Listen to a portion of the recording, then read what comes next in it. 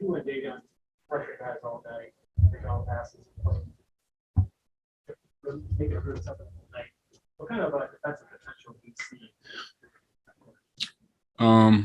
A lot of potential, honestly. But tonight, once the game kind of got away from us, I told him, I said, just still compete. Let's show some heart, and we kind of feed off of each other on the defensive end. So that was just, between him and I, that was kind of our mindset. Even though the game got away from us, to still try to build habits, build off that energy, and take that into the next game because the next two games are winnable.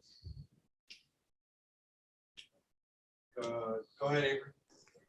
Sean Cunningham, go ahead. Yeah, Donte, I know you guys have been shorthanded, but where did you see this one kind of go wrong for you guys against a, veteran-laden team like that? They're a good team. You got to give them credit, and, they shoot the hell out of the ball. I think when they're at their best when Bam's making a lot of plays, you got shooters around.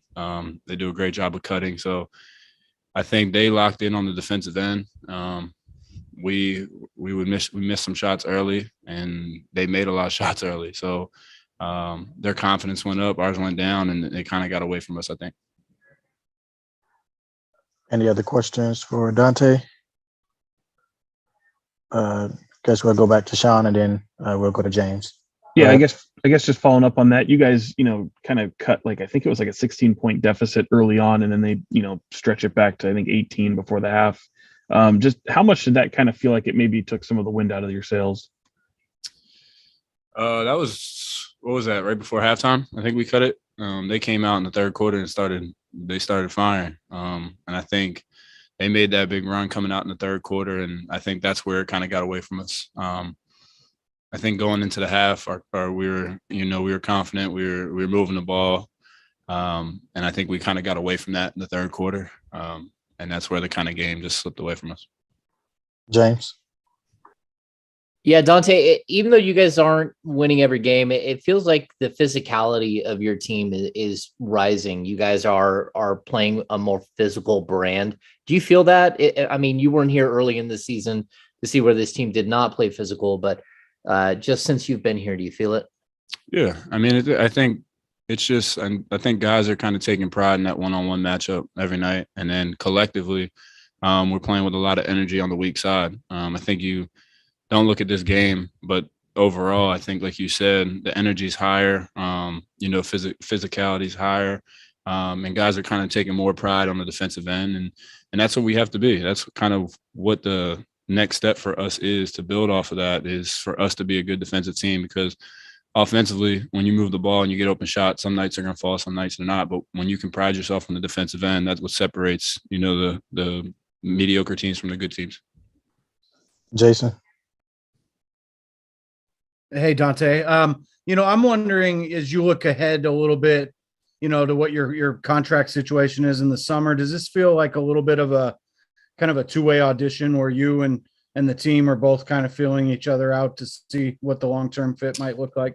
I don't go into any game thinking about my contract. I go into every game trying to be the hardest playing player, and try to be the best teammate I can be. Wherever the chips fall at the end of the year, that's where they fall. But, when I go into the game, I'm not thinking about my contract. I'm not thinking about situation. I'm just trying to either win that game. But like I said, as long as I'm a good teammate and I play with the most energy I possibly can, good things will happen for me. Last one, Tony. Hey, Donte, Damian, he's putting in a lot of time out on the floor. He's clocking a lot of minutes. What are you saying to this guy? I know he doesn't mind being out there, but his last two games, he's averaging like 42 and a half minutes, and of course 45, 46 in that overtime loss the other day. Overtime win. What are you trying to do to keep his energy level up? Personally, I just try to keep talking to him. The more I can just talk to him and, keep his confidence high, keep his energy high, he's fine out there. It doesn't matter how many minutes he plays. He wants to play basketball. So he may miss a few shots, may miss a defensive assignment. It doesn't matter. I think that relationship that me and him have and we're building.